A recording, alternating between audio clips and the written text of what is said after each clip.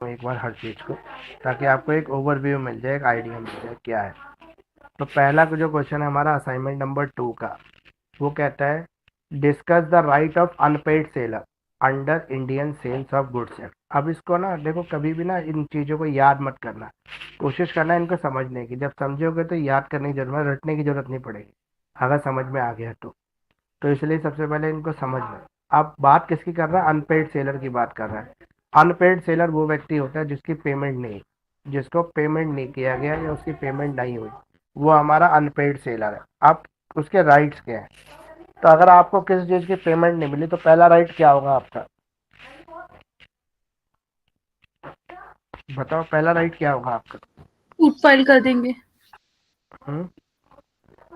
Case सबसे पहला right तो ये है कि आप अपना अनपेड अमाउंट उससे वसूलने की कोशिश करोगे ना। वो पैसा नहीं दे पाएगा तो सामान वापस ले लोगे उससे। ठीक है। अब पैसा वापस लेना है आपको, आपका पैसा जो है, पैसा लेने के लिए आपके पास जो तरीका था वो तो आप अप्लाई कर ही चुके हैं, यानी कि मांग सकते हैं, नहीं नहीं ले रहा है वो। तो आप सूट करोगे ना, सबसे पहले कोर्ट जाओगे, कोर्ट में जाके उसके खिलाफ सूट फाइल करोगे। तो जो अनपेड सेलर होता है वो व्यक्ति होता है जिसने गुड्स की डिलीवरी तो एक्सेप्ट कर ली, लेकिन फाइनली कॉन्ट्रैक्ट का अमाउंट पेमेंट नहीं किया।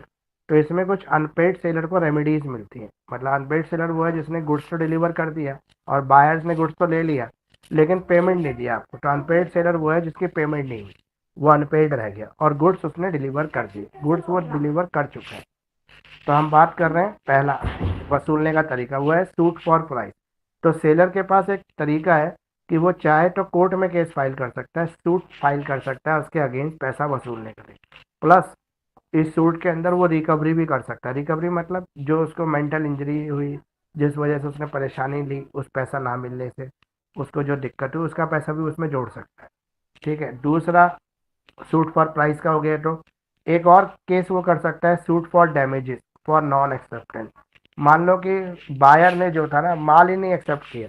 मान लो उसने ऑर्डर दे दिया, आपको बोला 100 शर्ट बना के मुझे 5 अगस्त को डिलीवर कर देना, और मैं आपको 10 शर्ट का पैसा एडवांस दे रहा हूँ। 10 शर्ट का पैसा जैसे आपको एडवांस मिला, आपने रॉ मटेरियल खरीद लिया 100 शर्ट का, बनाना शुरू कर दिया, माल बना के तैयार करके ट्रक में लोड करके आपने भेज दिया।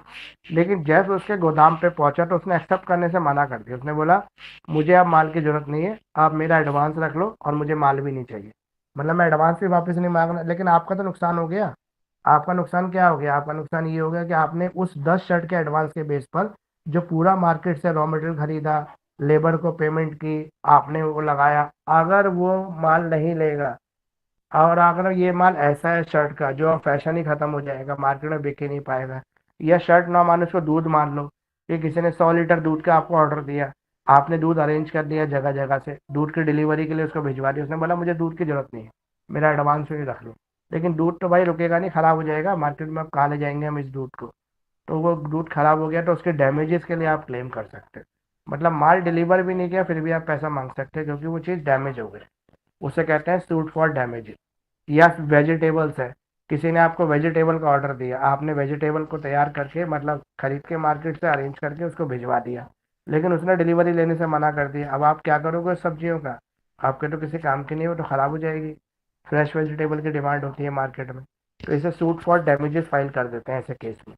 तो जब उसने डिलीवरी ले ली हो, पेमेंट ना की हो, तो आप सूट फॉर प्राइस करोगे। जब उसने डिलीवरी लेने से मना कर दिया लेकिन जो सामान है वो ऐसे नेचर का है कि वो खराब हो जाएगा, तो उसके लिए आप सूट फॉर डैमेजेस फाइल कर सकते हैं। अब है repudiation of contract before due date.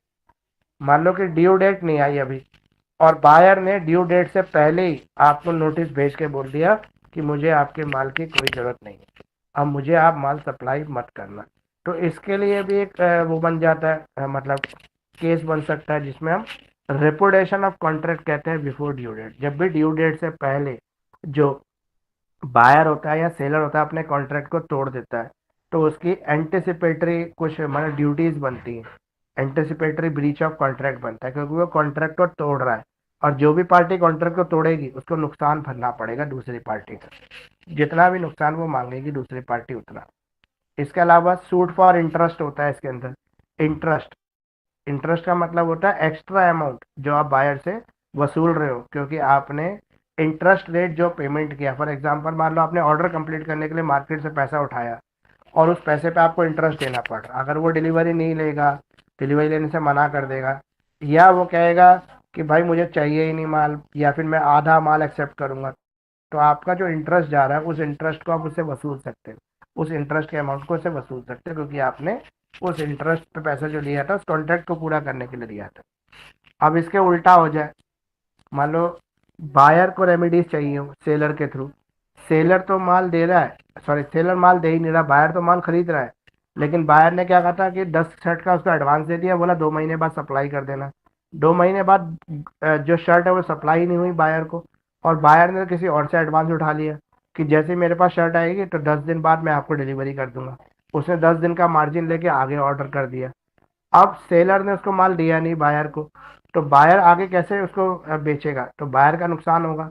तो बायर अपने नुकसान के लिए किससे डैमेजेस वसूलेगा, सेलर से। तो बायर भी सेलर से डैमेजेस वसूल सकता है, non delivery of goods. Section 57 कहता है कि अगर सेलर डिलीवरी ना करे तो बायर उसके ऊपर केस करके नॉन डिलीवरी ऑफ गुड्स का उससे पैसा मांग सकता है।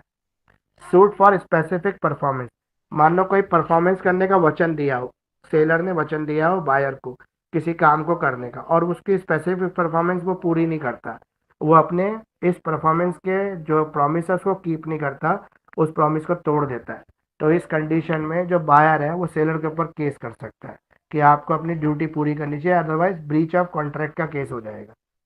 मान लो कि ए और बी के बीच में कॉन्ट्रैक्ट हुआ कि A will sell to B a very expensive painting on specific date, कि एक जो एंटीक पेंटिंग है वो उसको इस डेट को वो दे देगा, लेकिन ये डे आ गया, उसने पेंटिंग को सेल करने से रिफ्यूज कर दिया, मना कर दिया, तो ये क्या करेगा, कोर्ट चला जाएगा, बोलेगा order A to sell the painting, कि ए को ऑर्डर दिया जाए कि मुझे पेंटिंग सेल करे उसी प्राइस पर जिस प्राइस पे इसने प्रॉमिस किया था, यानी कि उसको काम करने के लिए मजबूर करेगा कि आप अपने परफॉर्मेंस को पूरा करो जो वचन आपने दिया हुआ है उसको। अब है suit for breach of warranty, मान लो वारंटी का ब्रीच हो जाए, गारंटी तोड़ दे, फॉर एग्जांपल आपने बाहर से कोई चीज़ खरीदी, उसने बोला कि 2 महीने की इसकी गारंटी है, 2 महीने में अगर ख़राब हो जाएगा तो मैं फ्री ऑफ कॉस्ट आपको ठीक करके दूंगा। 2 महीने में चीज़ खराब हो गई, लेकिन उसने वारंटी पूरी करने से मना कर दिया, बोला कि जिसने मुझे वारंटी दी थी वो पूरी नहीं करता, आपको उससे कोई मतलब नहीं है। आप क्या करेंगे, बायर क्या करेगा, सेलर के ऊपर केस कर देगा। फॉर एग्जाम्पल आपने नया टीवी खरीदा शोरूम से, और शोरूम वाले ने बोला कि ये कंपनी ले जाओ, चाइनीज़ है, लेकिन मैं इसकी गारंटी दे रहा हूँ कि इसका सर्विस सेंटर यहीं है आपके घर के पास ही है और ये आपको सर्विस देगा। 1 महीने में ही टीवी खराब हो गया, 3 महीने की गारंटी थी, और आप शोरूम वाले के पास गए तो वो कहता कि यार वो तो कंपनी बंद हो गई या कंपनी का सर्विस सेंटर ही बंद हो गया, अब तो आपको इसको बियर करना पड़ेगा, तो आप वहाँ पे ब्रीच ऑफ वारंटी का केस डाल सकते हो। मतलब जो कमिटमेंट किया है उसको पूरा करना पड़ेगा, आपने प्रॉमिस किया था उसका पूरा करो। रेपुटेशन ऑफ कॉन्ट्रैक्ट, रेपुटेशन का मतलब ये है कि if the buyer does not have the wait until the date of contract, he can treat the contract as resident, sue for damage immediately, this will anticipatory breach of contract। मतलब कुछ ऐसा buyer को पता लग जाए कि seller आगे जाके उस कॉन्ट्रैक्ट को पूरा नहीं करने वाला, तो वो पहले से पहले केस डाल सकता है, तो इसे कहते हैं रेपुटेशन ऑफ कॉन्ट्रैक्ट। यानी कि उसको कहीं से कोई इनपुट मिल जाए कि भाई मान लो फॉर एग्जांपल उसने बायर को शर्ट के लिए ऑर्डर दे रखा था बायर ने सेलर को, अब उसको ये पता लग गया उसने तो शर्ट बनाने की फैक्ट्री बंद कर दी, तो अभी डेट आई नहीं है कॉन्ट्रैक्ट पूरा होने की, लेकिन उससे पहले ही वो केस डाल देगा उसके ऊपर, बोलेगा कि आपने जब फैक्ट्री बंद कर दी तो मेरी शर्ट कैसे बनाओ, इसलिए चलो जी मेरा पैसा वापस करो, मुझे हट जाना दो। शियो फॉर इंटरेस्ट, अगर बायर ने इंटरेस्ट पे कुछ पैसा लेके सेलर को दे रखा है और सेलर अपना प्रॉमिस पूरा नहीं करता तो उस इंटरेस्ट की वसूली वो सेलर से कर सकता है। तो ये क्वेश्चन आपका कंप्लीट हो गया। अगला क्वेश्चन है आपका prima face risk. Prima face risk कौन से होते हैं, विद द प्रॉपर्टी, जो प्रॉपर्टी से जुड़े हुए। तो प्राइमा फेस होता है प्रथम दृष्टया से, पहली बार देखने से ही पता लग जाए कि ये रिस्क है, उस रिस्क को प्राइमा फेस रिस्क कहते हैं, रिस्क प्राइमा फेस। तो सेक्शन 26 को कवर करता है प्राइमा फेस रिस्क को, जहाँ पे ऑनर जो होता है risk if the property in them has not been transfer to the buyer, ये प्रॉपर्टी बायर के पास ट्रांसफर नहीं होगी, but if the property has been transfer to the buyer then the goods are buyer risk. लेकिन ये risk को देखने के बाद भी अगर बायर उस गुड्स को ले लेता है तो फिर बायर्स के एंड पे रिस्क रहेगा, सेलर का रिस्पॉन्सिबिलिटी कंप्लीट हो जाएगी। तो this provision is applicable if no specific provision has been signed by the parties to the contract in their contract regarding this. This rule is applicable irrespective of the fact that the delivery has been made or not. यहाँ पर हम देखेंगे कि जो risk है वो associate कर रहा है, किसके साथ एसोसिएट कर रहा है, ऑनरशिप के साथ एसोसिएट कर रहा है, not with the possession of property. ये रिस्क पोजेशन के साथ नहीं है, ऑनरशिप के साथ है। फॉर एग्जाम्पल मान लो आपका कोई लैंड है और आपने उस लैंड पे एक चौकीदार रख रखा है उस लैंड की देखभाल के लिए, तो यहाँ पर अगर उस लैंड का कोई भी रिस्क होता है तो वो लैंड पोजेशन में किसकी है, चौकीदार की है। लेकिन अगर लैंड को कोई अनऑथराइज कब्जा कर लेता है, चौकीदार ध्यान नहीं देता या चौकीदार जाता ही नहीं है, सोचता है मालिक तो है ही नहीं, और वो लैंड कब्जा हो जाता है, तो यहाँ पे लॉस किसका हो रहा है, पोजेसर का नहीं हो रहा है, मतलब जिसके पोजेशन में लैंड है उसका नहीं हो रहा है, लॉस किसका हो रहा है, ऑनर का हो रहा है। तो लॉस हमेशा ऑनर के साथ जुड़ा होता है। To decide whether the risk has been passed और नॉट, सबसे पहले हमें ये देखना होता है कि जो रिस्क है वो पास हो सकता है कि नहीं हो सकता। Find the property in goods that is owner has passed और नॉट, यानी कि जहाँ पे रिस्क पास हो सकता है वहाँ पे रिस्क ऑनर का ही रहेगा।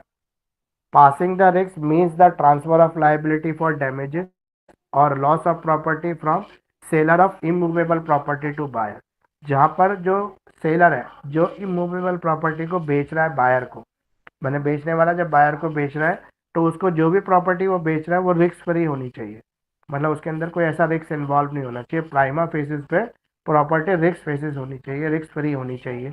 लेकिन मान लो कि फॉर एग्जांपल एक प्रॉपर्टी आप खरीदने गए, आपने प्रॉपर्टी को अच्छी तरह से देख लिया, आपने उसकी पेमेंट कर दी, बेचने वाले ने आपके नाम पेपर कर दी, लेकिन जब आप उसका पोजेशन लेने गए तो पोजेशन के टाइम पे आपको पता लगा कि ये जो प्रॉपर्टी है पहले से ही किसी और को भी बेच रखी थी, मतलब बेचने वाले सेलर ने, तो यहाँ पे बायर के साथ ब्रीच ऑफ कॉन्ट्रैक्ट हुआ, यानी कि उसके साथ धोखाधड़ी हुई। प्राइमा फेसिस में तो वो करेक्ट लग रहा था, पता नहीं लग पा रहा था, लेकिन धोखे से नकली रजिस्ट्री हो गई या कुछ हो गया तो पहले से उसको जो बेच रखा था उसके लॉसेस के लिए सेलर रिस्पॉन्सिबल होगा, उसको उसकी भरपाई करनी पड़ेगी। लेकिन यहाँ पे एक एक्सेप्शन भी है, जहाँ पे सेलर को भी ना पता हो और उस चीज़ के अंदर कुछ गड़बड़ हो तो फिर सेलर रिस्पॉन्सिबल नहीं होता, फिर बायर की रिस्पॉन्सिबिलिटी, यानी कि क्रेता सावधान रहे, तो खरीदने वाले की रिस्पॉन्सिबिलिटी कि वो जागरूक रहे। अगर वो जागरूक नहीं है और उसका कोई लॉस हो गया, बायर्स ने अगर कोई टेक केयर नहीं किया, बायर सावधान नहीं रहा और लॉस हुआ, तो वहाँ बायर का फॉल्ट होगा, सेलर का कोई फॉल्ट नहीं होगा, जब प्राइमा फेसिस में उसके अंदर कुछ करेक्ट इनकरेक्ट ना दिखता हो तब।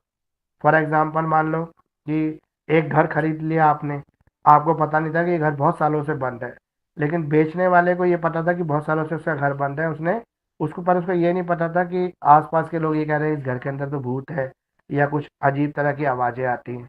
और जब वो नई फैमिली उस घर के अंदर रहने गई जिसने खरीदा था, तो उसको ये पता लगा और कि इस चीज घर के साथ इस तरह की चीज़ें जुड़ी हुई हैं, तो उनको डर लगने लगा और वो घर से निकल के भाग गए, मतलब उन्होंने घर में रहे ही नहीं और उसने फिर सेलर के ऊपर केस डाल दिया। तो यहाँ पे सेलर को नहीं पता था कि उसके घर में ऐसा कुछ है या अफवाह उड़ी हुई है आसपास, क्योंकि बहुत सालों से उसने तो केवल घर बंद करके ही छोड़ रखा था। तो उसने इंटेंशनली ऐसा कोई रॉन्ग नहीं किया, मतलब जानबूझ के धोखा नहीं दिया, तो वहाँ पे उसके अगेंस्ट कोई केस नहीं बनेगा, वहाँ पे सेलर को एक्सेप्शन मिल जाएगा। क्यों? क्योंकि उसने मतलब अपनी रिस्पॉन्सिबिलिटीज के साथ कोई छेड़छाड़ नहीं की, कोई बेईमानी नहीं की, उसको ऐसी कोई चीज़ के बारे में पता ही नहीं था। और वो तो ये भी कह सकता है सब र्यूमर है, लेकिन र्यूमर्स के बाद भी तो वो रह नहीं पा रहे उस घर के अंदर, तो उनके लिए तो उस घर की कोई अहमियत ही नहीं हुई, तो पार्टी को लॉस जरूर हुआ, लेकिन इसमें उसकी कोई गलती नहीं है जो बेचने वाला है, तो उसके लिए कोई एम्बिग्यूटीज नहीं है। अब है explain the responsibilities of right of the finder of goods, अगर किसी को कोई चीज़ रास्ते में मिल जाती है तो मिलने वाले के लिए क्या रिस्पॉन्सिबिलिटी। फॉर एग्जाम्पल मान लो आपकी फ्लावर शॉप है, आपकी दुकान पे एक लेडीज आती है जिसके हाथ में हैंड पर्स है, छोटा सा पर्स है, आप उसको फ्लावर शॉप पे फ्लावर्स दिखाने लगते हैं, फ्लावर देखते देखते अपना पर्स वो आपके काउंटर पे रख देती है, फ्लावर पसंद कर लेती है, पेमेंट अपने मोबाइल से कर देती है, अपने कार्ड से कर देती है, मोबाइल से कर देती है मान लो, ठीक है, मोबाइल से पेमेंट करने के बाद वो फ्लावर लेके चली जाती है, लेकिन पर्स वहीं भूल जाती है काउंटर पे, तब आपकी क्या रिस्पॉन्सिबिलिटी बनती है, फाइंडर ऑफ गुड्स हो गए, फिर आपको वो सामान मिल गया जो आपका नहीं है किसी और का है, तो आपकी क्या रिस्पॉन्सिबिलिटी बनती है, सबसे पहली रिस्पॉन्सिबिलिटी क्या है आपकी, बताइए। सबसे पहली रिस्पॉन्सिबिलिटी ये है कि पर्स खोल के चेक करोगे इसमें कितने पैसे हैं और पैसे निकाल लोगे उसमें से सारे, क्या करोगे बताओ। ये तो जनरल क्वेश्चन है, आप कुछ तो बोलो। हाँ ना, कुछ तो बोल सकते हैं।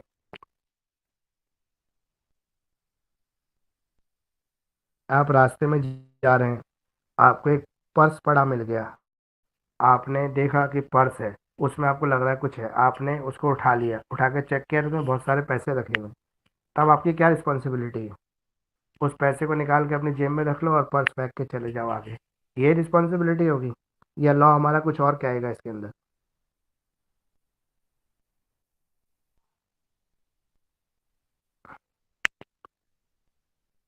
मुझे लग रहा है किसी को कुछ पता ही नहीं। चलो मैं बताता हूँ आपको। हमारा सेक्शन 71 है इंडियन कॉन्ट्रैक्ट एक्ट का, जो कहता है जिसका सामान खोता है और जिसको मिलता है उनके बीच में एक कॉन्ट्रैक्ट तैयार हो जाता है। बेली का, बेली और बेलर का कॉन्ट्रैक्ट तैयार हो जाता है। असली मालिक नहीं है वो। अगर किसी की भी चीज़ आपके पास आ जाती है तो आपकी ये रिस्पॉन्सिबिलिटी है कि आप ओरिजिनल ऑनर को ढूंढने के सारे प्रयास करोगे और उसको उसका सामान दे दोगे। लेकिन इस ढूंढने के दौरान जो आप खर्चा करोगे, उस चीज़ को रखने के लिए जो आप खर्चा करोगे, वो आप उससे वसूल सकते हो, जो ऑनर ऑफ गुड्स है, लेकिन उसके सामान को इस्तेमाल नहीं कर सकते। फॉर एग्जाम्पल, मान लो कोई पर्स आपको रास्ते में मिला, आपने पर्स उठाया, उसमें बहुत सारे पैसे और एक ड्राइविंग लाइसेंस है और एक आधार कार्ड है। तो आधार कार्ड पे उसका नंबर होगा, मतलब उसका एड्रेस होगा हाउस का। तो आपको क्या करना चाहिए, उसके घर जाना चाहिए, उसका पर्स और पैसे दोनों वापस करने चाहिए। उससे केवल वो खर्चा लेना चाहिए जो आपको आने में और जाने में खर्च होगा। यानी कि जिस डेस्टिनेशन से आप आए और जिस डेस्टिनेशन पर आप वापस जाओगे, उसका जो बेस्ट पॉसिबल रूट है, उसका खर्चा आप उससे ले सकते हैं। जैसे गाड़ी का खर्चा ले सकते हैं, ऑटो का, टैक्सी का खर्चा ले सकते हैं। बस का नहीं, ऑटो टैक्सी तक चलेगा। तो ये सेक्शन 71 कहता है फाइंडर ऑफ गुड्स की ये रिस्पॉन्सिबिलिटी है कि वो उस चीज़ के करेक्ट ऑनर को ढूंढने का प्रयास करे। अब मान लो कि उसके अंदर तो ड्राइविंग लाइसेंस नहीं था, उसके अंदर ऐसा कोई प्रूफ नहीं था जिससे उसका पता लग सके, एड्रेस का ना फ़ोन नंबर का। तो आप क्या करोगे, उसके लिए आप उस पर्स को लेके सबसे पहले आपकी ड्यूटी ये बनती है कि आप कोशिश करो उसे नई मालिक को ढूंढने, मतलब करेक्ट मालिक को ढूंढने की। तो आप जोर जोर से आवाज़ लगाओगे, भाई किसी का पर्स खोया तो बता दे। जो दो चार लोग आएंगे आपके पास कि पर्स मेरा है मेरा, आप उससे प्रूफ मांगोगे, पर्स के कुछ फीचर्स के बारे में, कलर के बारे में, उसके अंदर रखे सामान के बारे में। अगर जो करेक्ट इन्फॉर्मेशन देगा पर्स, उसको लौटा दोगे कि वो राइटफुल ऑनर है। अगर नहीं मिलता है तो आप उसको अपने घर ले जाएंगे, आसपास पुलिस स्टेशन में उसको सबमिट करा सकते हैं, जमा करा सकते हैं। हर संभव प्रयास करने के बाद भी अगर उसका ऑनर नहीं मिलता है तो फिर आप उसके मालिक हो जाएंगे, अदरवाइज आप मालिक नहीं होंगे।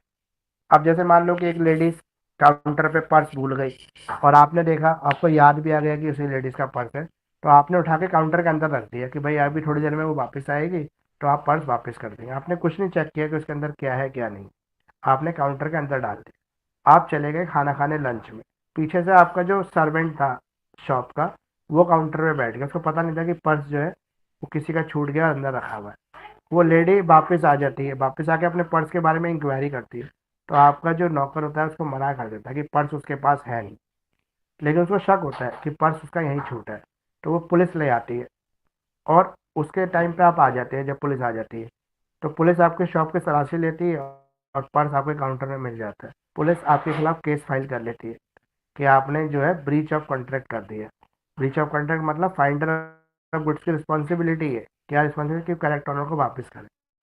लेकिन यहाँ पर अगर आप ये प्रूव कर देते कि भाई आपने उसी नियत से उसको रखा हुआ है काउंटर में सेफली कि उसको वापस कर देंगे जब वो आएगी, लेकिन आपकी गलती सिर्फ इतनी सी है कि आपने नौकर को बताना भूल गए कि वो लेडीज आए तो पर्स दे देना।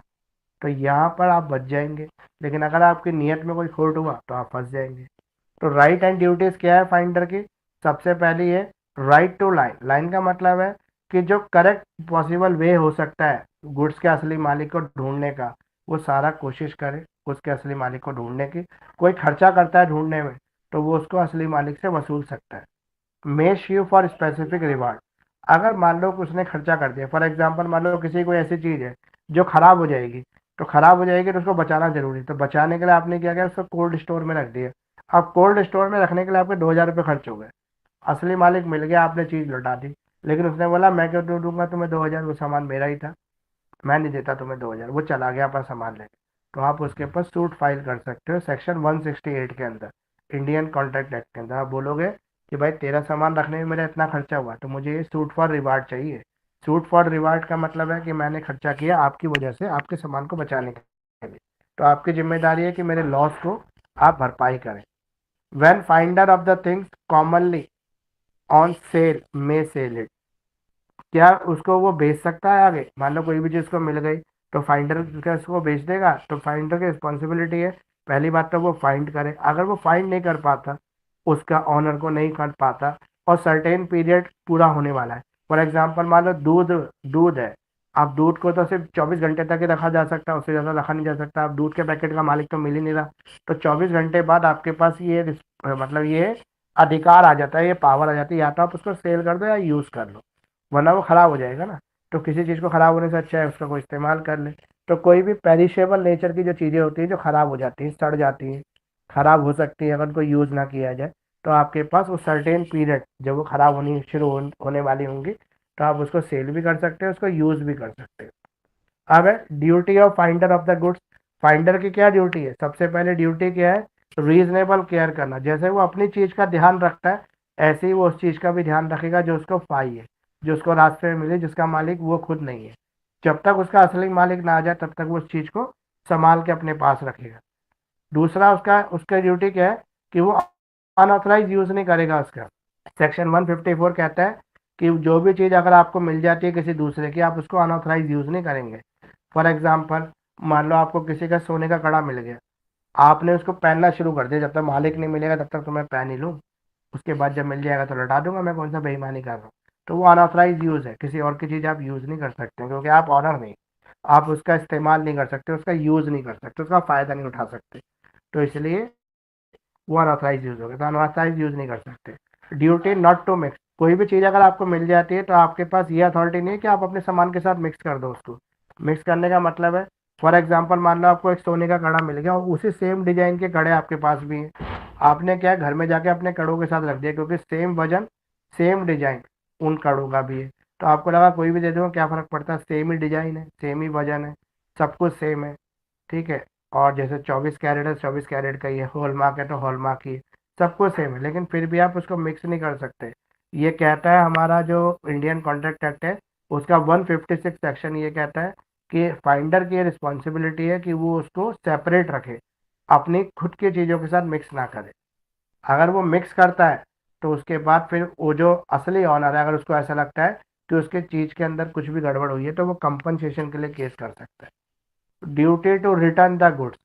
एक और ड्यूटी है फाइंडर की, वो असली मालिक मिलने पर उसकी चीज़ को रिटर्न कर दे। सेक्शन 160 ये कहता है duty to return the increase. मान लो कि किसी की मुर्गी आपको मिल गई और मुर्गी आपने अपने पास संभाल के रख ली, लेकिन मुर्गी ने अंडा दे दिया, अंडे से हो गया बच्चा और बच्चा भी हो गया बड़ा, फिर उसका असली मालिक मिल गया, तो आप मुर्गी तो वापस करोगे ही करोगे, साथ में बच्चा भी वापस करना पड़ेगा उसका। क्यों? क्योंकि ड्यूटी है कि जो अगर कुछ इंक्रीज हो जाता है प्रॉपर्टी में, तो इंक्रीज के साथ ऑनर को रिटर्न करना पड़ेगा। Liability for non gratuitous act. एक और हमारे यहाँ पे लाइबिलिटी है, सेक्शन 70 कहता है कि जो फाइंडर ऑफ गुड्स है वो नॉन ग्रेशियस एक्ट करेगा। नॉन ग्रेशियस एक्ट का मतलब ये होता है कि फॉर एग्जांपल किसी ऐसे रिलेशंस में आपकी कोई चीज़ है, तो जैसे ग्रेशियस होता है जो सम्मान करना, किसी की रिस्पेक्ट करना, उसको इज्जत देना, तो वो होता है नॉन ग्रेशियस एक्ट। तो इसको कंपनसेट किया जाता है, रिस्टोर किया जाता है। अब nature of the line that father has over the sorry finder has over the goods. अब फाइंडर कब गुड्स का मालिक हो जाएगा? तो फाइंडर दो कंडीशन में गुड्स का मालिक होगा, जब सर्टेन पीरियड में वो गुड्स के मालिक को ना ढूंढ पाए, दूसरा जब वो चीज़ खराब होने वाली हो तब, तीसरा जब वो उस पर इतना एक्सपेंस कर दे कि वो उसकी कॉस्ट के बराबर हो जाए, मतलब उसको सुरक्षित रखने में वो इतना खर्चा कर दे कि वो उसके गुड्स की वैल्यू के बराबर हो गया, तब वो उसका मालिक बन जाता है, finder of goods. Otherwise finder of goods उसका मालिक नहीं होता, उसका ओरिजिनल मालिक ही मालिक रहता है। ये क्वेश्चन कंप्लीट हो गया। अगला क्वेश्चन नंबर 19 है आपका, रेमेडीज क्या है जो बायर और सेलर को अवेलेबल है? बायर और सेलर को क्या रेमेडीज अवेलेबल है? पहला, different ways of breaching.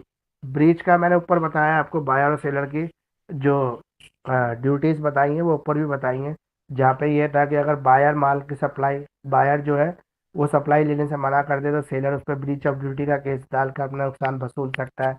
Buyer जो है, सेलर अगर उसको माल की डिलीवरी नहीं कर रहा और बायर को नुकसान हो रहा है तो बायर उससे वसूली कर सकता है। अगला, A person is breaching a contract whenever he is violating any term stipulated in the contract. कोई भी टर्म जो कॉन्ट्रैक्ट में लिखी हुई है, अगर कोई भी पार्टी चाहे बायर है चाहे सेलर है, अगर उसका ब्रीच करता है तो उसको उसकी भरपाई करनी पड़ेगी। जैसे नॉन पेमेंट, नॉन पेमेंट का मतलब है बायर ने जो है माल ले लिया लेकिन पेमेंट नहीं किया, तो बायर के ऊपर ब्रीच ऑफ कॉन्ट्रैक्ट लगेगा और सेलर उससे पैसा वसूल लेगा। दूसरा, अगर सेलर ने माल तो दिया ही नहीं लेकिन बायर ने एडवांस पहले दे दिया उसको, तो भी नॉन पेमेंट का केस बन जाएगा। अब है वायलेशन ऑफ कंडीशन, जो सेक्शन हमारा 12(2) है उसकी एक कंडीशन है, essential to main purpose of the contract. यहाँ पे कहता है कि कोई भी अगर कॉन्ट्रैक्ट है और किसी दूसरे कॉन्ट्रैक्ट के होने ना होने पर अगर वो डिपेंड करता है, जैसे A inform a car salesman B that he want to buy a car with the mileage of 20 litre. A ने कार के शोरूम में जब कार खरीदने गया तो उसने शोरूम के लड़के को या मैनेजर को ये बताया कि वो एक ऐसी गाड़ी खरीदना चाहता है जिसकी माइलेज कम से कम 20 किलोमीटर पर लीटर हो, और उससे कम माइलेज की गाड़ी में वो बिल्कुल भी इंटरेस्टेड नहीं है। तो शोरूम वाले ने उसको एक गाड़ी दे दी इस प्रॉमिस के साथ कि जो इसकी एवरेज है वो 20 किलोमीटर पर लीटर है, लेकिन जब उसने घर में आके उसको इस्तेमाल किया तो उसकी जो एवरेज थी वो 20 किलोमीटर पर लीटर की नहीं थी, उससे कम थी। तो यहाँ पे वो ब्रीच ऑफ कॉन्ट्रैक्ट का केस फाइल कर सकता है, शोरूम को गाड़ी वापस कर सकता है, अपना पैसा वापस वसूल सकता है। लेकिन इसका प्रूफ होना चाहिए उसके पास, मतलब लिखित में उसने ऐसा कुछ कॉन्ट्रैक्ट साइन किया हो तब। वायलेशन ऑफ वारंटी, अगर किसी ने माल बेचा साथ में वारंटी दे दी और फिर अपनी वारंटी को वो ब्रीच कर देता है, तो ब्रीच ऑफ वारंटी के केस में भी जो है कंपनसेशन का केस बनेगा। इंस्टॉलमेंट डिलीवरी, मतलब किसी चीज़ की डिलीवरी इंस्टॉलमेंट में होनी थी और डिलीवरी करने से मना कर दिया सेलर ने, एक इंस्टॉलमेंट दे दी दूसरी इंस्टॉलमेंट देने से मना कर दिया, तो उस कंडीशन में भी ब्रीच ऑफ कॉन्ट्रैक्ट का केस बनेगा। बायर अपनी नुकसान की भरपाई कर सकता है। अब सेलर तो दे रहा है सेकंड इंस्टॉलमेंट लेकिन बायर नहीं ले रहा, बायर लेने से मना कर रहा, तो यहाँ पर भी ब्रीच ऑफ कॉन्ट्रैक्ट बनेगा, क्योंकि सेलर ने तो इसलिए माल तैयार किया था कि बायर उसको खरीद लेगा, तो उसका तो लॉस हो गया ना माल तैयार करने में। Non acceptance of the goods, goods को एक्सेप्ट करने से डिलीवरी लेने से मना कर दे, जो भी डिलीवरी लेने से मना करेगा उसके ऊपर नॉन एक्सेप्टेंस का केस लग जाएगा, बायर या सेलर जो भी है। ठीक है। गुड्स स्टॉप इन ट्रांजिट, मान लो सेलर ने अपने गोदाम से ट्रक को भेजा लेकिन ट्रक के ड्राइवर को फ़ोन करके रास्ते में बोल दिया कि माल को डिलीवर मत करना, वापस ले आओ, तो ये गुड्स स्टॉप इन ट्रांजिट हो गया, रास्ते में ही माल को रोक लिया। तो इसके कंडीशन में जो बायर है वो सेलर के ऊपर केस कर सकता है। Remedies available to seller, seller के पास क्या रेमेडीज है? सूट फॉर प्राइस, ये जो पहला क्वेश्चन था इस असाइनमेंट का वो और ये क्वेश्चन सेम ही है, चाहे ये आंसर लिख दो या वो आंसर लिख दो, बात बराबर ही है। वही सेम इसमें भी लिखे हुए हैं, स्टॉप इन ट्रांजिट है और ये सूट फॉर प्राइस है, वो सारी चीज़ें हैं, सूट फॉर डैमेजेस है, सेम ही। तो ये लिख लो चाहे वो लिख दो, बात एक ही। ठीक है। अब है रिमोटनेस ऑफ डैमेजेस है इसके अंदर। रिमोटनेस ऑफ डैमेजेस का मतलब होता है उस तरह के डैमेजेस जो नॉर्मल कोर्स ऑफ रीजन से अलग हटके हो। नॉर्मल कोर्स ऑफ रीजन का मतलब ये है कि एक मान लो कि एक सेलर और बायर के बीच में कॉन्ट्रैक्ट हुआ, कॉन्ट्रैक्ट में ये बोला गया 3 महीने बाद जो गुड्स है वो डिलीवर हो जाएगा, लेकिन जो ट्रांसपोर्टेशन का खर्चा है वो किसको देना पड़ेगा? वो बायर को देना पड़ेगा, सेलर उसको बॉन्ड नहीं करेगा। सेलर माल लोड करके तो भेज देगा लेकिन ट्रांसपोर्टेशन खर्चा बायर देगा। दोनों के बीच में इसके लिए एग्रीमेंट हो गया। लेकिन अब हुआ क्या, बायर जो सेलर की फैक्ट्री थी पहले दिल्ली में ही थी और बायर भी दिल्ली में ही था, तो उसको ये लगा कि भाई कितना खर्चा हो जाएगा, 100, 1000, 500 यही ले लेगा ट्रक वाला, चलो कोई बात नहीं मैं दे दूंगा। लेकिन यहाँ पर उसने क्या किया, सेलर ने उसी दौरान अपनी फैक्ट्री जो है दिल्ली से ट्रांसफ़र करके हरियाणा ले गए, हरियाणा में कहीं उसको स्थापित कर दिया। अब हरियाणा जब फैक्ट्री चली जाएगी तो इंटर स्टेट ट्रांसपोर्टेशन का इस्तेमाल होगा, खर्चा बढ़ जाएगा। तो इस खर्चा बढ़ने की वजह से जो बायर है वो कहेगा कि भाई मैं रिमोटनेस ऑफ डैमेजेस नहीं दूंगा, मैं उतना खर्चा दे दूंगा जो दिल्ली के दिल्ली में लगता, लेकिन आपने जो है फैक्ट्री ट्रांसफ़र कर दी तो इसमें आपकी रिस्पॉन्सिबिलिटी। लेकिन सेलर मेरी क्या, मैं तो तुम्हें यही कहा था कि गुड्स तैयार कर दूंगा लेकिन डिलीवरी गोदाम से लेनी होगी। तो यहाँ पे दोनों के बीच में अगर होगा तो रिमोटनेस ऑफ डैमेजेस लगाएगी गवर्नमेंट, जो कोर्ट है इसके अंदर। यानी कि जो एक्स्ट्रा खर्चा होगा दिल्ली से हरियाणा आने का या हरियाणा से दिल्ली आने का, वो सेलर बॉर्न करेगा और बायर उतना बॉर्न करेगा जो दिल्ली से दिल्ली डिलीवरी में होता है। तो इसे रिमोटनेस ऑफ डैमेजेस कहते हैं। रेमेडीज जो है दोनों को अवेलेबल है इसके अंदर, बायर को भी और सेलर को भी, दोनों को रेमेडीज जो है वो अवेलेबल है। Interest by the way of damages and special damages. अब स्पेशल डैमेजेस या वे ऑफ डैमेजेस की बात करें तो सेक्शन 61 इसको कवर करता है, जहाँ पे स्पेशल रिकवरी की बात की गई है। यानी कि यहाँ पे कोई भी एक पार्टी अगर फेल हो जाती है डैमेजेस को देने के लिए और उसका सूट चला जाएगा अगर कोर्ट में, तो कोर्ट में केवल डैमेजेस ही नहीं वसूले जाएंगे, कोर्ट का खर्चा भी वसूल लेंगे। अगला क्वेश्चन है, no one can transfer a better title than he himself has. एक व्यक्ति के पास जैसा अधिकार है वैसा ही अधिकार वो आगे वाले को ट्रांसफर कर सकता है, उससे अच्छा अधिकार नहीं दे सकता। मान लो एक किराएदार है जो कमरे में किराए पे रह रहा है, तो उसके पास मालिक होने का तो हक है नहीं, किराएदार होने का हक है। अगर किराएदार किसी प्रॉपर्टी को सेल करने की कोशिश करे तो वो दूसरे व्यक्ति को जो भी ट्रांसफर करेगा वो किराएदार ही ट्रांसफर कर देगा, लेकिन वो मालिक तो ट्रांसफर नहीं कर सकता ना, मालिकाना हक तो उसके पास है ही नहीं। फॉर एग्जाम्पल मान लो कि जैसे पुरानी दिल्ली में बहुत सारे दुकानदारों ने दुकानें किराए पे ली हुई हैं और कम से कम 50-50 सालों से 100 सालों से दुकान किराए पे है उनके पास। आज वो अपनी दुकान को अगर बेचते हैं किसी को तो वो अपनी किराएदारी को ट्रांसफर कर देंगे, लेकिन वो मालिकाना कैसे ट्रांसफर कर देंगे, मालिक तो वो है ही नहीं। तो अगर जो मालिक है वो केस करेगा तो वो किसके लिए किसके ऊपर केस करेगा, किराएदार के ऊपर करेगा, चाहे वो नया है या वो पुराना है। तो कहते हैं कि कोई भी व्यक्ति केवल वही ट्रांसफर कर सकता है जो उसके पास है। तो सेक्शन 27 कहता है इसको, express the general position that no one can give better what he has. जिसके पास जो है उससे ज़्यादा अच्छा वो ट्रांसफर नहीं कर सकता है। एक मालिक अपने आप, जैसे अब मान लो दुकान का मालिक है, उसके पास पोजीशन नहीं है लेकिन मालिक वो है, तो वो अगर दुकान किसी को बेचेगा तो वो मालिकाना हक तो ट्रांसफर कर देगा, लेकिन पोजीशन कैसे देगा, पोजीशन तो किराएदार के कब्जे में है। तो इसलिए वो बेटर टाइटल ट्रांसफर नहीं कर सकता है। तो बेटर टाइटल ट्रांसफर करना किसी के पास पावर नहीं है, ना सेलर के पास है ना बायर के पास है, वो केवल वही ट्रांसफर होगा जो सेलर के पास ओरिजिनल है। अब मान लो कि ए ने बी का घोड़ा चुरा लिया, बी का घोड़ा चुरा के उसने सी को बेच दिया। अब बी ने पुलिस कंप्लेंट कर दी, पुलिस ने घोड़े की तलाश की, सी के पास मिल गया। बी ने पुलिस ने सी से घोड़ा छीन के को वापस दे दिया। तो सी जो है वो कहेगा भाई घोड़े को तो मैंने पैसे देके खरीदा है, मुझसे क्यों ले जा रहे हो। तो क्या कहेगी पुलिस कि आपको जो बी ने बेचा है वो चोरी करके बेचा है, तो बी चोर है, तो चोरी का घोड़ा आपके पास सेल कैसे हो जाएगा, मतलब आप ऑनर कैसे बन जाएंगे, मालिक कैसे बन जाएंगे, ओरिजिनली तो आप घोड़े के मालिक है ही नहीं। तो यहाँ पे वो बी से तो केस लड़ेगा सी, क्योंकि उसने पैसा बी को दिया है, लेकिन उसको घोड़े का मालिक नहीं कह सकते, क्योंकि घोड़े का ओरिजिनल मालिक ए ही रहेगा, क्योंकि ए के कब्जे की चीज़ थी, ए ही उसका मालिक था। तो बी बेटर टाइटल ट्रांसफर नहीं कर सकता क्योंकि बेटर टाइटल उसके पास था ही नहीं। लेकिन इसकी भी कुछ एक्सेप्शंस होती हैं, जहाँ पे बेटर टाइटल नहीं होता फिर भी बेटर टाइटल ट्रांसफर कर सकता है। जैसे एस्टोपल बाय द एक्ट और ओमिशन, गलती से ऐसा आपसे हो जाए तो। By the owner standing when the sale is affected. मान लो कि जब किराएदार दुकान को बेच रहा था तो मालिक जो था वहीं पे मौजूद था और मालिक ने क्या किया, विटनेस साइन कर दिया। किराएदार दुकानदार दुकान को बेच रहा है और ये कह के बेच रहा है कि मैं मालिक हूँ, और मालिक उसके अंदर विटनेस साइन कर रहा है। तो यहाँ पर क्या हुआ, ऑटोमेटिकली मालिक का हक ट्रांसफर हो जाएगा। क्यों, क्योंकि मालिक वहाँ पे मौजूद था, मालिक के प्रेजेंस में किराएदार ने झूठ बोला, ये बोला कि मैं दुकान का मालिक हूँ, और मालिक की कॉन्स्पिरेंसी थी, वो भी षड्यंत्र में शामिल था, उसको भी कोई फायदा हो रहा होगा। तो यहाँ पे ये एक्सेप्शन लागू हो जाएगी।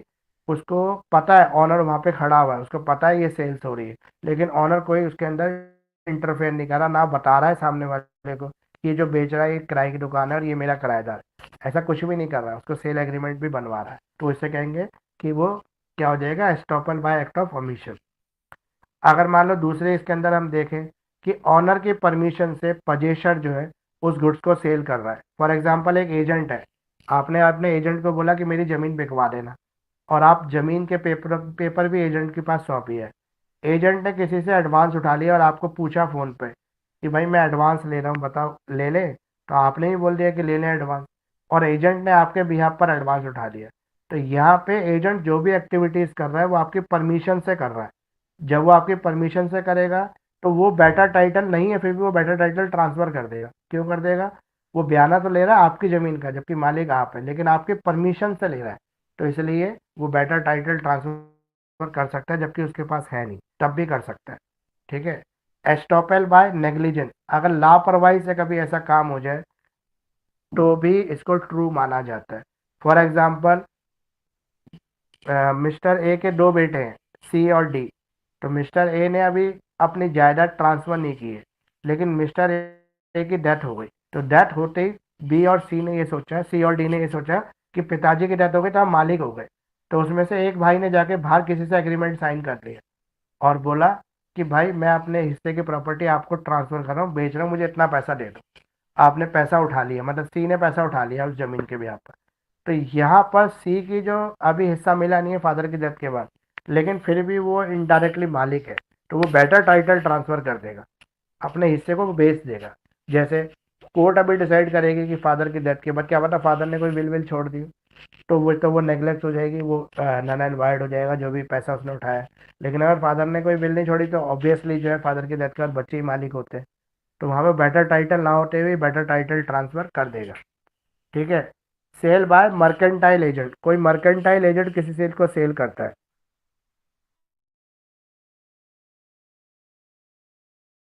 मर्केंटाइल एजेंट वो एजेंट होता है जो मालिक की चीजों को बेचने का अधिकारी होता है। फॉर एग्जाम्पल, आपने अपना एजेंट अपॉइंट कर रखा है, एजेंट चीजों को आपकी बेचता है। तो जब एजेंट बेचता है ना किसी चीज को, तो एजेंट बेटर टाइटल ट्रांसफर कर देता है। फॉर एग्जाम्पल, मान लो कि आपके पास टीवी बनाने की कंपनी है, आपने टीवी बना के अपने शोरूम पे रख दिया। शोरूम पे आपका एजेंट बैठा है, कोई टीवी खरीदने आता है, तो शोरूम का जो एजेंट है वही टीवी को बेच देता है, मालिक को आने की जरूरत नहीं पड़ती फैक्ट्री से। तो जो शोरूम का एजेंट बेच रहा है उसके पास टाइटल नहीं है, वो मालिक नहीं है, लेकिन फिर भी वो बेटर टाइटल ट्रांसफर कर रहा है, फिर भी वो मालिकाना हक ट्रांसफर कर देता है। क्यों? क्योंकि उसके पास परमिशन है, ऑनर की इजाजत है, मालिक ने उसको इजाजत दे रखी है कि माल बेचने की। जैसे हम अपनी दुकान पे लड़के रख देते हैं, लड़के को बोलते हैं सामान बेच देना, कोई ग्राहक आए तो उनके द्वारा बेचा गया सामान बेटर टाइटल ट्रांसफर हो जाता है। अब है sale by one of the joint owner, मान लो एक चीज के चार ऑनर है, चार मालिक है, चारों ने मिलकर एक व्यक्ति को ऑथराइज कर दिया कि भाई आप हमारी जगह आप इस प्रॉपर्टी के ऊपर सेल का डिसीजन ले लेना, और जहाँ बोलोगे हम चारों आके साइन कर देंगे। यह साइन भी नहीं करेंगे तो एक व्यक्ति को ऑथराइज कर दिया। तो वहां पर उसके पास बेटर टाइटल नहीं है, वो पूरा मालिक नहीं है उस जमीन का, लेकिन सबके ऑथराइजेशन से उसके पास ये पावर आ गई कि वो बेटर टाइटल ट्रांसफर कर सकता है। मतलब जिसको जमीन बेचेगा वो पूरा मालिक हो जाएगा जमीन का, एक हिस्से का नहीं होगा खाली, वो सभी हिस्सों का मालिक हो जाएगा। अब है sale by person in position under the voidable act. Voidable contract, कोई वर्डेबल कॉन्ट्रैक्ट हो जाए, जब कॉन्ट्रैक्ट कर रहे थे तब अकॉर्डिंग टू लॉ वो करेक्ट था, लेकिन बाद में लॉ के अंदर कुछ ऐसे चेंजेस आए जिसकी वजह से वो वर्ड हो गया, मतलब वर्डेबल हो गया, वो लागू नहीं हुआ। लेकिन इसके दौरान अगर कोई भी एग्रीमेंट हो गया तो वो वैलिड एग्रीमेंट बन जाएगा और बेटर टाइटल ट्रांसफर हो जाएगा। अब है sale by position after sale, एक व्यक्ति ने सेल के बाद आगे सेल कर दी, फर्दर सेल कर दी, तो इसमें ही बेटर टाइटल ट्रांसफर हो जाता है जिसको आगे सेल की जाती है। फॉर एग्जाम्पल, ए ने बी से एजेंट के रूप में माल ले लिया, और ए ने बी से माल लिया और सी को बेच दिया, सी ने उसको आगे डी को बेच दिया। जब डी को वो माल बिकेगा तो डी को एक्चुअल पोजीशन ट्रांसफर हो जाएगा, बेटर पोजीशन ट्रांसफर हो जाएगा। लेकिन जो बी कर रहा था ट्रांसफर, वो उसके पास पोजीशन नहीं था, वो ए के भी यहाँ पे बेच रहा था, उसके पास बेटर टाइटल नहीं था। लेकिन जब आगे सी ने बेचा तो उसके पास बेटर टाइटल आ गया था और उसने बेटर टाइटल पे उसको सेल कर दिया। Sale by buyer in the position before sale, अब मान लो कि मैंने जो है एक जमीन खरीद ली, उसका बयाना दे दिया, जमीन का बयाना भी दे दिया, और मैंने उस बयाने के बेस पर ही आगे बेच दिया। मतलब मैंने मिस्टर बी की जमीन 10 लाख में खरीद ली, उसको 2 लाख रुपए बयाना देके एग्रीमेंट साइन कर लिया। अभी मैंने जमीन खरीदी नहीं है, लेकिन मैंने मिस्टर एक्स से जाके बात कर ली कि ये जमीन है मेरे पास, बताओ खरीदनी है। तो 12 लाख में मेरा सौदा हो गया। अब मैंने क्या किया, उससे 12 लाख की पेमेंट ले ली, उससे 10 लाख की पेमेंट देनी थी, उसको 10 लाख की पेमेंट दे दी, और मेरे को 2 लाख का नेट प्रॉफिट हो गया। तो मैंने बेटर टाइटल ट्रांसफर कर दिया, जबकि मेरे पास बेटर टाइटल था नहीं। अभी मेरा उसका एग्रीमेंट ही हुआ था, जब मैं 10 लाख दूंगा तभी तो मेरे नाम जमीन आएगी, तब मेरा बेटर टाइटल। मैंने क्या किया, डायरेक्ट कॉन्ट्रैक्ट बनवा दिया। मतलब ए को बोला कि जमीन जो है डी के नाम कर देना, तो ए चला गया रजिस्ट्रार ऑफिस में और डी भी आ गया, जमीन उसके नाम ट्रांसफर भी हो गई, बेटर टाइटल भी आ गया, और मेरा बीच में प्रॉफिट बन गया 2 लाख का। तो इसे कहते हैं sale by buyer in position before sale, मतलब कि सेल से पहले ही सेल हो गई, पोजीशन आने से पहले ही सेल कर दी। अभी तो पोजीशन आई नहीं है, लैंड अभी आपके पास पहुंचा नहीं है, लेकिन आपने उसी पर गेम कर दी, उसे कहते हैं बेटर टाइटल ट्रांसफर होना। रीसेल बाय अनपेड सेलर, अब कोई अनपेड सेलर है, मान लो बायर ने माल का ऑर्डर दिया लेकिन लेने से मना कर दिया, सेलर की पेमेंट नहीं की, तो सेलर क्या करेगा, उस माल को आगे बेच देगा। मतलब जो बयाना ले रखा है वो तो खा ही जाएगा और माल को आगे बेच के पूरा पैसा भी वसूल लेगा। तो इसे कहते हैं बेटर टाइटल ट्रांसफर हो जाना। अब अगला क्वेश्चन है क्वेश्चन नंबर 21। डिफरेंस क्या है आपका यहाँ पे पार्टनरशिप में और कंपनी के बीच में क्या डिफरेंस है। तो पार्टनरशिप जो फर्म होती है उसमें पार्टनर इक्वल शेयर होल्डर होते हैं या फिर एक उन्होंने रेशो फिक्स की होती है उसके बेस पर। उसके भी यहाँ पे जो कंपनी होती है, तो कंपनी या तो प्राइवेट कंपनी होगी या पब्लिक कंपनी होगी या सोल प्रोप्राइटरशिप कंपनी होगी, वो अलग अलग फीचर्स पे हो सकती है। तो पार्टनरशिप का बात करें तो ये पार्टनरशिप एक्ट जो है हमारा, उसके ऊपर बेस करके जो मेंबर्स होते हैं किसी एक बिजनेस को चलाने के लिए, प्रॉफिटेबल बिजनेस की बात होती है यहाँ पे, क्योंकि कोई भी पार्टनर होता है वो लॉस के बिजनेस को कभी चलाना नहीं चाहते या पसंद ही नहीं करते चलाना, हमेशा प्रॉफिट के बिजनेस को चलाना चाहते हैं। तो प्रॉफिटेबल बिजनेस की बात कर रहे हैं, पार्टनर मिलकर चला सकते हैं उसको। तो पार्टनरशिप एक्ट 1932 कहता है, इसका सेक्शन 4 डिफाइन करता है कोई भी एग्रीमेंट जो पर्सन आपस में एक दूसरे के साथ करते हैं किसी भी बिजनेस के प्रॉफिट को बांटने के लिए, उसे हम पार्टनरशिप बिजनेस कह सकते हैं या पार्टनरशिप फर्म कह सकते हैं। कंपनी क्या होती है, कंपनी एक सेपरेट लीगल एंटिटी होती है जिसका मालिकों से अलग अस्तित्व होता है। कंपनी अपने मालिक से बिल्कुल अलग आइडेंटिटी रखती है। कंपनी का लॉस, पार्टनर का लॉस, मालिक का लॉस नहीं होता, लेकिन पार्टनरशिप में अगर कंपनी का लॉस होता है, मतलब पार्टनरशिप फर्म का लॉस होता है, तो पार्टनर का भी लॉस हो सकता है। पार्टनर अपनी पर्सनल बना उसमें उस लॉसेस को भरपाई कर सकते हैं। लेकिन कंपनी की जो होती है एक सेपरेट लीगल आइडेंटिटी होती है। तो कंपनी जो है वो मिनिमम 2 मेंबर के साथ शुरू की जा सकती है और मैक्सिमम 200 मेंबर होते हैं इसके अंदर। और पार्टनरशिप की बात करें तो इसके अंदर मिनिमम जो होते हैं 2 मेंबर होते हैं और मैक्सिमम, अपनी प्राइवेट कंपनी में जो है मिनिमम 7 मेंबर होते हैं और मैक्सिमम की कोई रिस्ट्रिक्शन नहीं है इसके अंदर। पब्लिक कंपनी में मिनिमम 7 और मैक्सिमम कोई रिस्ट्रिक्शन नहीं, और प्राइवेट कंपनी के अंदर मिनिमम 2 और मैक्सिमम 200 मेंबर हो सकते हैं। तो ये कंपनी हो गया। अब पार्टनरशिप की बात करें तो म्यूचुअल कंसेंट होता है, आपस में मिलकर किसी एक बिजनेस को चलाने के लिए उसके प्रॉफिट को बांटने के लिए पार्टनर जो होते हैं एग्रीमेंट साइन कर सकते हैं। प्रॉफिट और लॉस म्यूचुअली डिस्ट्रीब्यूट करते हैं, अपने एक रेशियो के उसमें डिसाइड कर लेते हैं। कंपनी जो होती है एक एसोसिएशन ऑफ पर्सन है जो एक कॉमन ऑब्जेक्टिव के लिए बनाई जाती है। ठीक है, अगर हम एक्ट की बात करें तो पार्टनरशिप में जो एक्ट लगता है वो 1932 है और जो कंपनी में लगता है वो इंडियन कंपनीज एक्ट 2013 है। मिनिमम नंबर ऑफ की बात करें तो 2 पार्टनर मिलकर जो है कंपनी को शुरू कर सकते हैं, पार्टनरशिप फर्म को। लेकिन अगर कंपनी की बात करें तो पब्लिक कंपनी में मिनिमम 7 लोग चाहिए और प्राइवेट कंपनी में मिनिमम 2 लोग चाहिए। मैक्सिमम नंबर ऑफ मेंबर की बात करें तो पार्टनरशिप में मैक्सिमम मेंबर 100 हो सकते हैं। और अगर हम बात करें इसकी कंपनी की, तो प्राइवेट कंपनी में मैक्सिमम 200 मेंबर हो सकते हैं और पब्लिक कंपनी के अंदर मैक्सिमम की कोई लिमिट नहीं है, कितने ही मेंबर हो सकते हैं। एसेंशियल डॉक्यूमेंट की बात करें तो पार्टनरशिप में पार्टनरशिप डीड बनाई जाती है जिसमें सब कुछ लिखा जाता है किस तरह से पार्टनर बिजनेस चलाएंगे, किस तरह से प्रॉफिट लॉसेस को बांटेंगे। और कंपनी की बात करें तो कंपनी चलाने के लिए मेमोरेंडम ऑफ एसोसिएशन बनाना होता है और आर्टिकल ऑफ एसोसिएशन बनाना होता है, जो इनकॉर्पोरेशन होता है, कंपनी से शुरुआत हो जाती है। कैपिटल रिक्वायरमेंट की बात करें तो पार्टनरशिप के अंदर कोई भी कैपिटल का क्लॉज नहीं है, मतलब 0 पैसे से भी शुरू कर सकते हैं और जितने भी पैसे चाहे उतने भी लगा सकते हैं पार्टनरशिप में, ऐसा कोई रिस्ट्रिक्शन नहीं है। लेकिन अगर हम बात करें कंपनी की, तो प्राइवेट कंपनी मिनिमम 1 लाख से शुरू हो सकती है और पब्लिक कंपनी मिनिमम 5 लाख रुपए से शुरू हो सकती है। रिक्वायरमेंट की बात करें तो पार्टनरशिप में किसी ऑडिट की जरूरत नहीं होती, लेकिन कंपनी में हर साल ऑडिट कराना पड़ता है।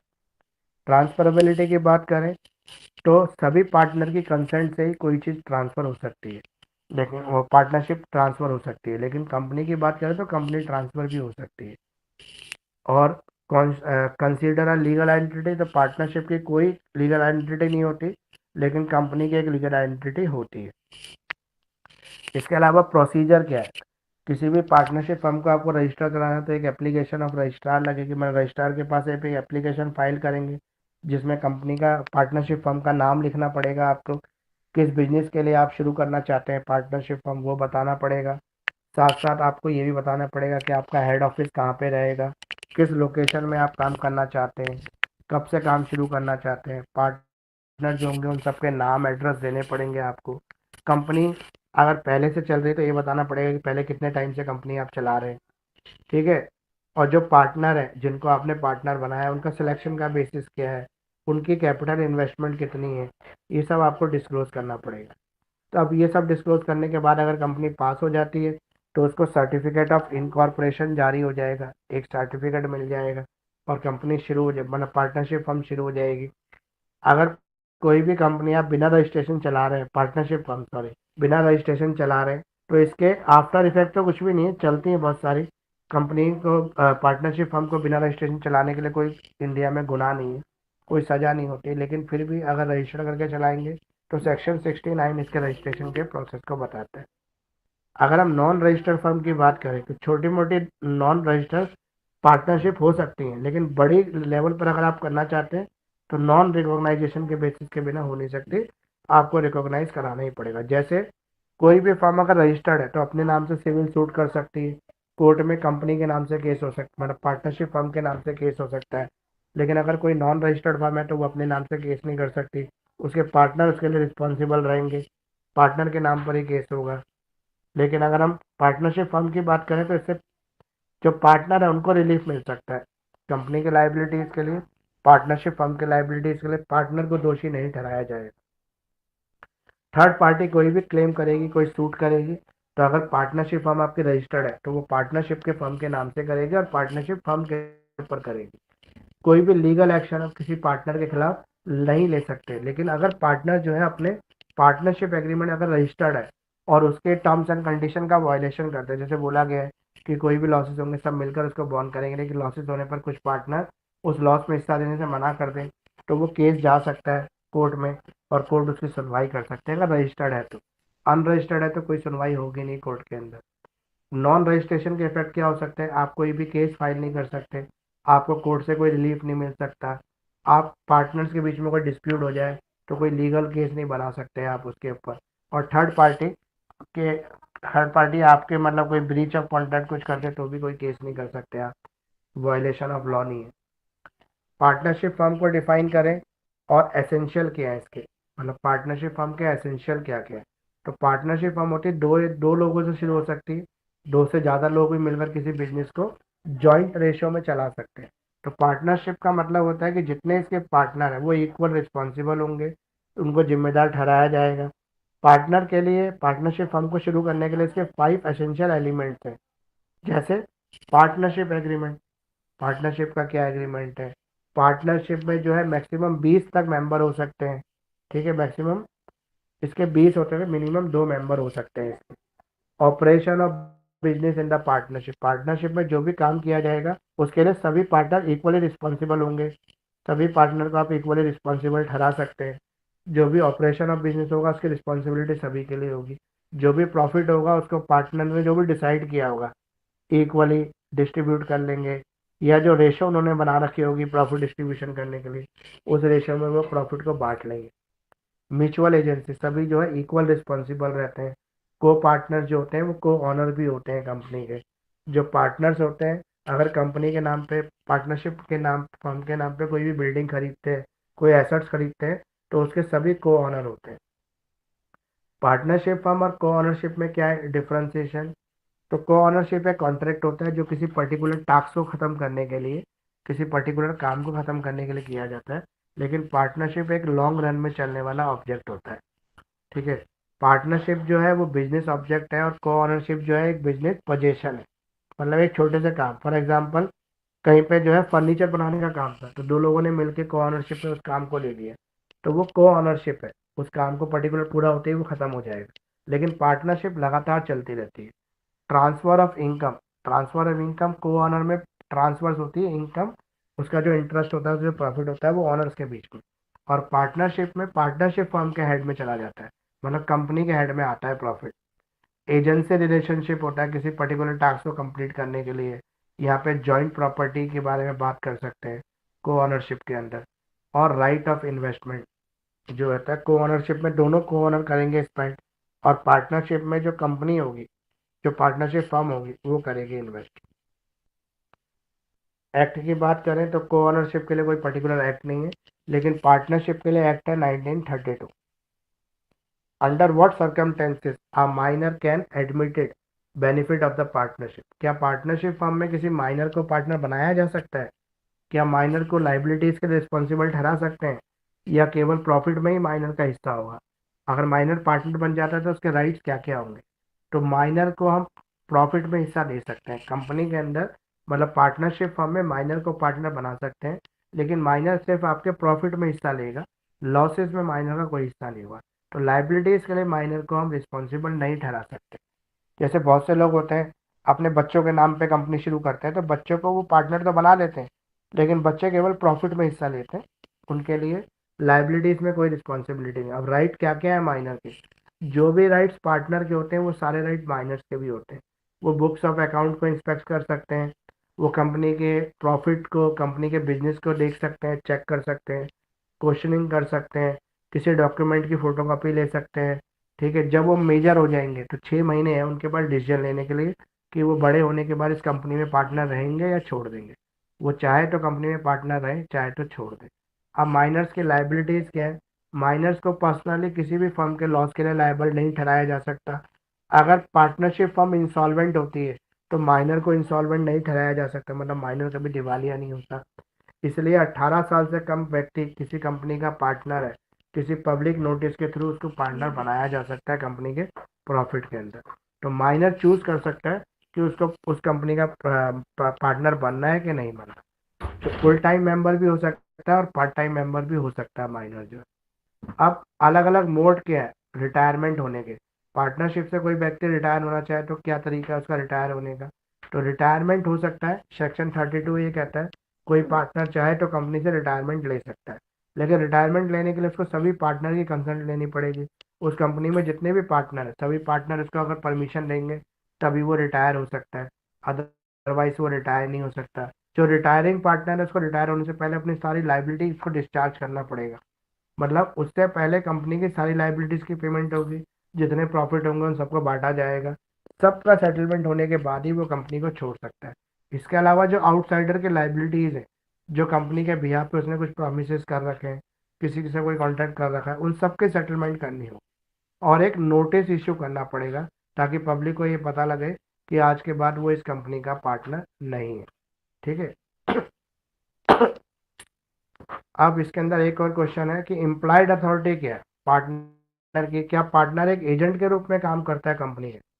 तो पार्टनर एक एजेंट भी हो सकता है कंपनी का और ऑनर भी हो सकता है। फॉर एग्जांपल 4 पार्टनर है कंपनी में, लेकिन 3 पार्टनर कोई काम नहीं कर रहे, सिर्फ फाइनेंस देके उन्होंने कंपनी में शेयर ले रखा है। एक ही पार्टनर है जिसके पास कंपनी की सारी रिस्पॉन्सिबिलिटीज है, तो वो एज ए एजेंट कंपनी के सारे रोल इम्प्लीट करेगा, सारे डिसीजंस लेगा। ठीक है, वो एज ए मतलब पार्टनर जो है वो इम्प्लाइड अथॉरिटी उसके पास एक एजेंट की, वो एजेंट की तरह सारे डिसीजंस ले सकता है कंपनी के बेनिफिट्स के लिए। कंपनी में अचानक से कोई क्राइसिस आए पार्टनरशिप फर्म के अंदर, तो उसके लिए जो भी जरूरी है नेसेसरी स्टेप्स हैं वो ले सकता है। What can do partner do not do? कौन सा ऐसा काम है जो सभी पार्टनर तो कर सकते हैं लेकिन पार्टनर जो एजेंट है वो नहीं कर सकता? तो वो एक ही काम है, कंपनी को बंद करना, या कंपनी की जो वाइंडिंग अप प्रोसेस होता है जहाँ पे कंपनी को बंद कर देते हैं। तो कंपनी को बंद ही नहीं कर सकता, कंपनी को बंद करने से पहले उसको सभी पार्टनर की राय लेनी पड़ती, मतलब सभी पार्टनर का जॉइंट कंसल्टेशन लेना होता है। उसके अलावा वो सारे डिसीजन कंपनी के ले सकता है। तो ये पूरा असाइनमेंट मैंने आज आपको कंप्लीट करा दिया।